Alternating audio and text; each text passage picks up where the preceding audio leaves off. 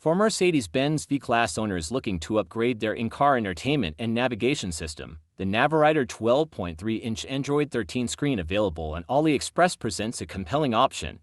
This cutting-edge multimedia video player is designed to enhance the driving experience with a host of modern features, ensuring both convenience and entertainment for drivers and passengers alike. The NAVIRIDER screen operates on Android 13, the latest version of Google's widely acclaimed mobile operating system.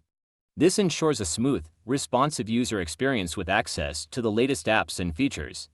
The Android 13 system also offers improved security, faster performance, and a more intuitive interface compared to its predecessors. The 12.3-inch screen provides a large, high-definition display that is perfect for viewing maps, media, and other information.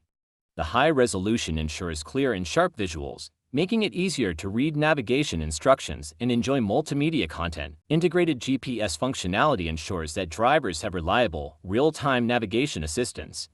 The NAVIRIDER unit supports offline maps as well, so you can navigate even without an internet connection.